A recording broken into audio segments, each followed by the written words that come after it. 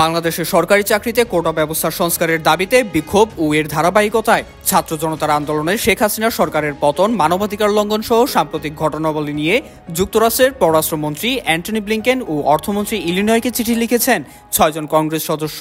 চিঠিতে স্বাক্ষরকারী কংগ্রেস সদস্যরা হলেন Lloyd Doggett, Edward J Markey, William R Keating, Chris Van Hollen, James P McGovern ও অল গ্রিন।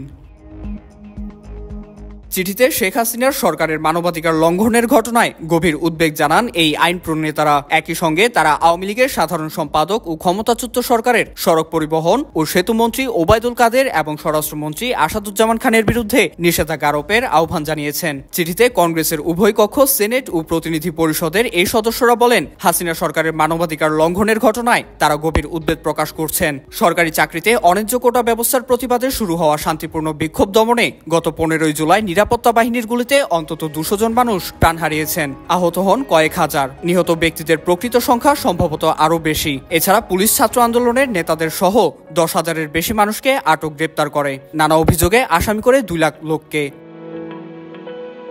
আইন প্রণেতারা বলেন, এই ঘটনা বিস্তৃত পরিসরে ভিন্ন মতাবলম্বীদের বিরুদ্ধে আওয়ামী লীগের চালানো দমন নিপীড়নেরই অংশ। নিজেদের মানবাধিকার লঙ্ঘনের ঘটনায় দলটির নেতাদের জবাবদিহির আওতায় আনা হয়নি। যদিও প্রধানমন্ত্রী শেখ হাসিনা পদত্যাগ করেছেন, তবুও তাদের জবাবদিহির প্রয়োজনীয়তা রয়ে গেছে। এমন প্রেক্ষাপটে global Magnitsky human rights accountability act সহ প্রয়োগ উপযোগী সব আইনের আওতায় ওবায়দুল কাদের ও আসাদুজ্জামান খানের বিরুদ্ধে সুনির্দিষ্টভাবে নিষেধাজ্ঞা আরোপ করার আহ্বান জানান কংগ্রেস সদস্যরা।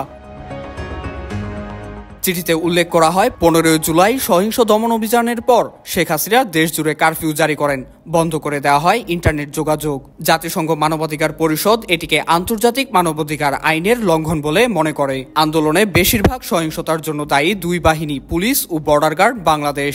সাবেক স্বরাষ্ট্রমন্ত্রী হিসেবে এর দায়ভার আসাদুজ্জামান খানের। এছাড়া আওয়ামী লীগের সাধারণ সম্পাদক ওবায়দুল কাদের শান্তিপূর্ণ বিক্ষোভকারীদের উপর হামলা করতে ছাত্রলীগকে পাঠান, সেই সঙ্গে দেখামাত্র গুলি করার নির্দেশ দেন তিনি।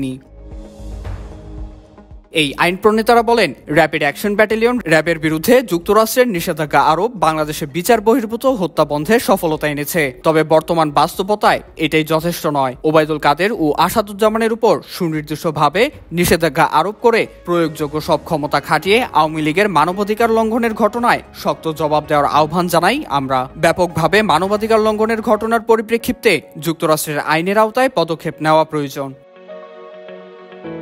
IBTV USA, New York.